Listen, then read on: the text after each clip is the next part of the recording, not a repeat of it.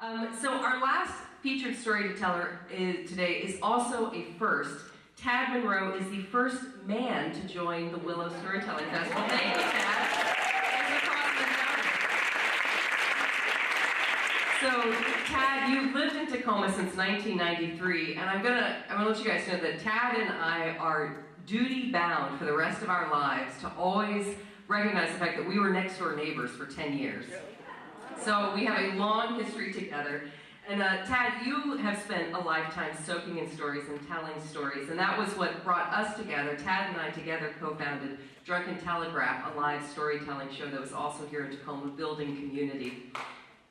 And Tad, I was just one of many things, though. That was my little way of connecting with Tad's great big footprint here in Tacoma. You've been a community organizer for years. You're an ordained Presbyterian minister, and now you work as a field staff consultant for Habitat for Humanity International, supporting neighborhood revitalization and community development work across the country. Plus, you also run your own consulting business locally. And on top of all of that, you and your partner, Holly, are parents to 2 kids, an almost 3-year-old son named Ames, and a practically brand new daughter who I shall not name because that's what your story's all about. Naming your daughter was not an easy choice. Tad, what's in a name for you? Thank you, Megan. Well, first of all, it's just an honor to share the stage with all of you women, and thank you for the invitation song to be a part of this. So names are really important to me, and when Holly and I sat down to name our children, we had long lists and long and deliberate conversations, because for me, a name is more than just the thing that we're going to call someone by. When you give someone a name, you're giving them a story, right? The story behind that name. And in many ways, you're setting sort of a blessing or an intention for them. And so with our son Ames 3 years ago, his name means friend. And we really like that name, and it was inspired by one of my favorite novels, Gilead by Marilyn Robinson, where one of the main character's name is John Ames. And so we came to that pretty easily. And then his middle name is David. And I have had the gift of having 4 men in my life named David who have been great friends and mentors and have brought so much love and light and wisdom into my life, and so that was a pretty easy choice. So his name is Ames David, and David in Hebrew means beloved, so his name means beloved friend. So that was Ames's story. And when it came time to naming our daughter, we came to the first name. You know, there was still a lot of consternation and thinking, but my partner Holly really loved the name Eden. And I liked it as well, and then we looked up what it means, and it means delight. And I've always loved that word, delight, because what's better in the world than delighting in someone or something, other than maybe being delighted in by someone, right? So either way, it's such a beautiful word. But then it came time to think about our middle name. And we wanted to carry on the tradition of, like we had done with Ames, of picking a family name or a name of people that had been important to us. And so we thought about it, and we tried on lots of different names. And one of the names that we thought about, or that we began to consider, was the name Marie. And Marie was my grandmother's name, my paternal grandmother's name. And Marie C. Monroe who was born Chalice Marie Pimlott. Now, she changed her name because she hated the name Chalice, like with a passion. So she changed her name to Marie C. She wouldn't tell anyone what the C actually stood for. And then when she got married, it became Monroe from Pimlott. And Marie, my grandmother, was born into rural poverty in Montana. She was the middle of 3 children. She had an older sister and a younger brother. In her words, her father was a no good, SOB, weak drunk who left the family when she was quite young, and even extenuating the circumstances of poverty in their life. And she had cue all the stories, right? We had to slip cardboard into our shoes because we had holes in our shoes. We walked through 2 feet of snow to get to school, which if you've lived in Montana might not be that much of a, exaggeration. So real poverty. But at the same time, there's all these stories about how sort of creative my grandmother was. There's this great story about how she got tired of walking to school so far, and so they didn't have enough money to have any horses, but they had this old decrepit steer, and so she actually bridle broke the steer, halter broke the steer so she could ride it to school. And so that was kind of my grandmother. So she left home really early. She went to secretary school, moved to Denver, and in Denver she met a man by the name of Floyd Monroe. And Floyd was this handsome, regal, Blackfoot Indian man, also from her home state of Montana.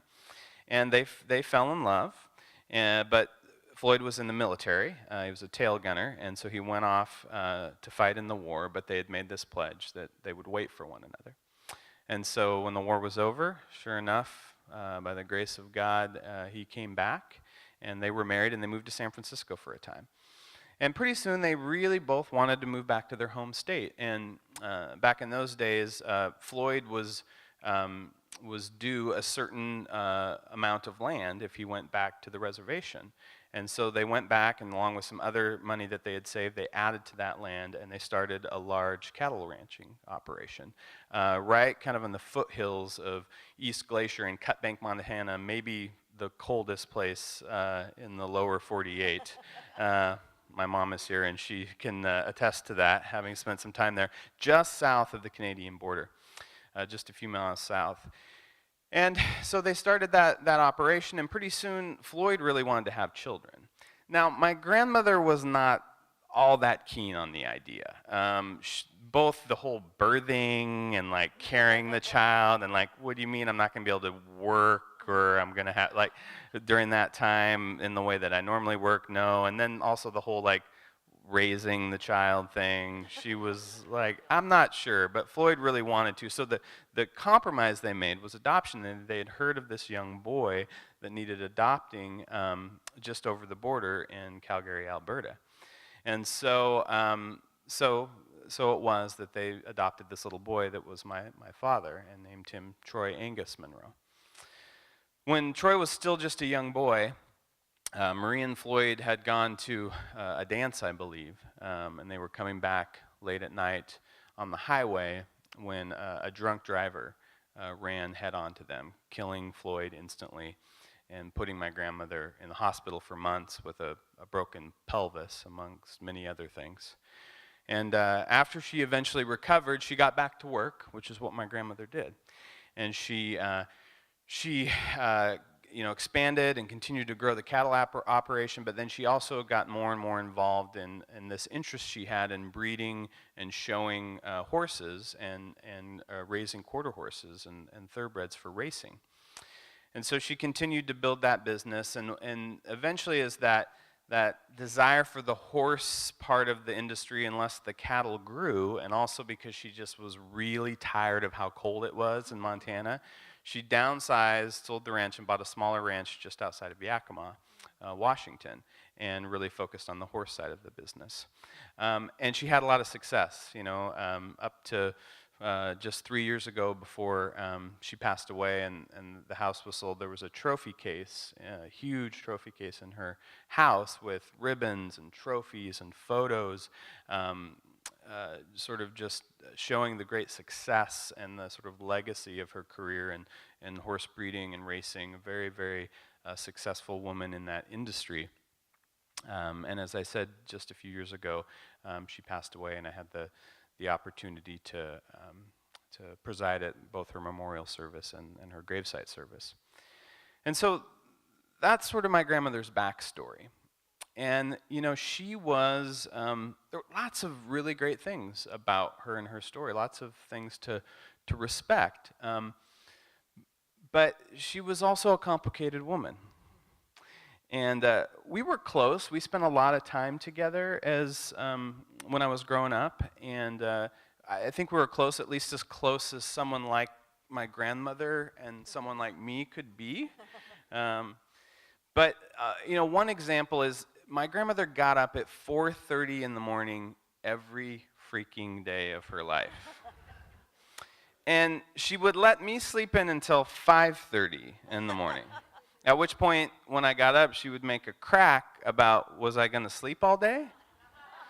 And then we would go out and do 4 hours of chores on the ranch or at the racetrack, depending on where we were. It's a little embarrassing to admit, but when I was a young boy, there was a season when I had a constipation problem. You can imagine how much I like to talk about that, here or anywhere, especially then at that time, or with my grandmother, but she caught wind of that, and all of a sudden my bowel movements became way too much a part of our conversational life and took up way too much of my grandmother's attention. And she would make me at every meal drink a huge glass of prune juice.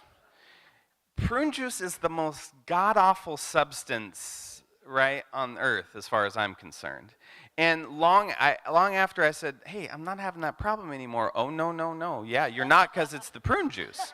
So long after I wasn't having the issue, there was no telling her, right, that I didn't need to keep drinking the prune juice. My grandmother was a very slight and slender woman. She worked hard days, work every day of her life. She didn't eat much. And being overweight in her mind was a character flaw. It meant you were lazy and undisciplined, basically. And I've always been a pretty husky boy. I always struggled with my weight. Husky, don't you like that word? That's what we said. Oh, you're not fat, honey. You're just husky. That's what they would say. Not my grandmother, but that's what my mom would say. And so, she was always talking to me about my weight, what I was eating, and to say it gave me a complex is an understatement. It was a really hard and frustrating thing that seemed like she could never let go of. When I would stay at her house on the weekends, she would take me back home to school on Monday morning, only she wouldn't take me all the way to school because she felt like what would be good for me, both exercise-wise and discipline, is to drop me off exactly 1 mile from the school, right? And we drove it one time so she could figure out exactly 1 mile. And what was even worse is it was right at a donut shop, and she would never buy me a donut before I went. And she would make me walk to school, even though it would take 5 more minutes to drive me there. But it was all about principle. My grandmother we were so different. It confused her why I wanted to go into ministry and nonprofit work. I think it always sort of hurt her a bit that I didn't want to inherit the ranch and kind of go into the family business. So that's my grandmother, and as I was thinking about that name, Marie, I'm thinking, do I really want to name my daughter? This is a complicated relationship. But as I said, she was a complicated woman. But here's who Marie also was. She taught me about just about everything. I mean, this woman knew how to do the really important and basic things in life. She taught me about a lot of things. She helped cultivate my love for animals and care and nurture and what it meant to she really loved the animals that she worked with. She taught me about hard work. She gave me a lot of responsibility at a young age on the ranch and taught me important lessons through that. She came to almost all my football games. My grandmother really loved football. Came to my games. Every article, poem, short story that I wrote growing up, she kept in a scrapbook. I saw tears in her eyes at my high school graduation and my college graduation, and she whispered into my ear, not too loudly, that she was proud of me. She gave to the causes that were important to me, even though she could really care less about most of them, but she gave because they were important to me. And she bought me a truck so I could work my way through college while I was away and helped pay for college. I wouldn't have been able to to get through, wouldn't have been able to gone to the schools that I went to without her financial support. So again, Marie was a complicated woman. But here's the thing. I'm a pretty complicated person myself.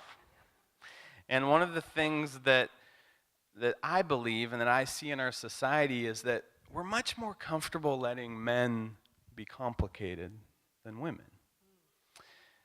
We're much more comfortable with laughing off the rough edges or the nuances. But if a woman is too assertive, she's maybe called bossy or controlling, right? Or, there's just, I've seen it too many times in my own work, and so that really pains me and frustrates me. And when I think about having a daughter, I don't want her to face that double standard. And so my grandmother would have never called herself a feminist.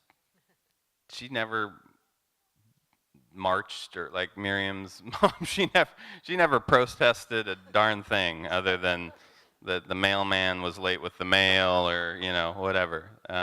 Someone charged her too much for something. But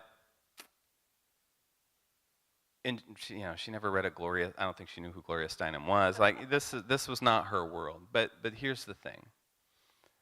She was the strongest person I ever knew. Man or woman, I don't know anybody in my entire life who lived their life more on their own terms than my grandmother. And she had so much success and endured so many things when so many things were against her. I mean, all of the car accident, losing her husband, there were like 2 or other really serious instances with horses, lacerated livers, broken bones, where she bounced back and came back. She was successful in 2 industries that were dominated by men. There were no women doing what my grandmother was doing at the time that she was doing it. She was a trailblazer, and when you talk to the male colleagues who all, especially at her passing, I began to hear these stories, and they would stream in. They would always tell a story about a lashing that they had taken from Marie, right? And about how hard a bargain she drove and how shrewd she was. But in the same instant, these men became her friends, and they would talk about what deep respect they had. They would talk about friendship. They would talk about her brilliance. They would talk about her generosity.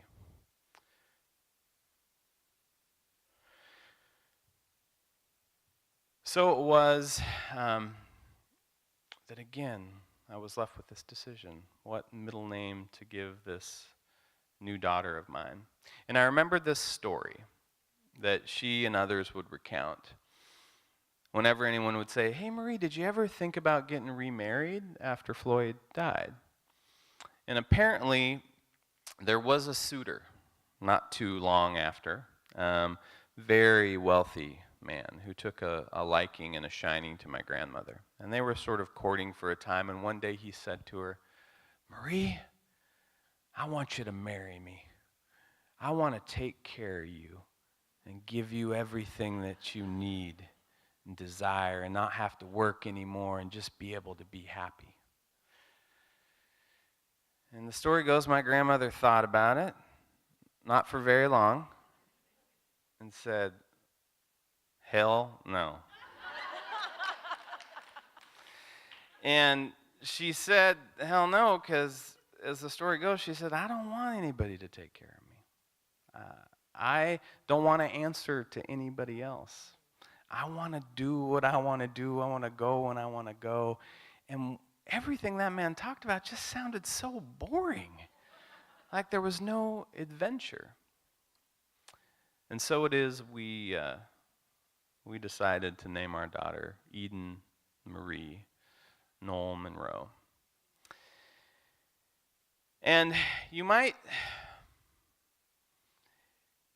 with that name came Marie's story, right? Which I look forward to telling her. And with it comes a legacy, I hope, and the intention that she would be able to live life on her own terms.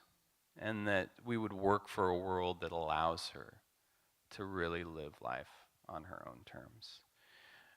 That she would be allowed to be a complicated woman.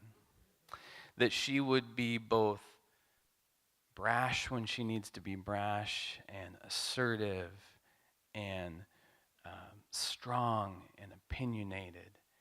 And that she would also be generous and compassionate and have a fabulous sense of humor, just like my grandmother. So you might find it humorous or interesting to know that Eden's in here somewhere. She's quiet right now, so she must be sleeping. That Eden seems to have taken to the name. Even at 3 months old, she has a great deal of opinion and intensity about her. We weren't expecting that. Our son was a little easier in that department. She is a force to be reckoned with. She is so stubborn, and she has two very stubborn parents, and she bests us almost every time and drives me crazy. I mean, literally crazy. And at the same time, she has the most infectious smile and gaze and laugh and infectious joy. And so, there's that old adage, be careful what you wish for. But no one said it would be easy raising a daughter who would live life on her own terms. And nobody said it would be easy working for a world where every daughter can do that.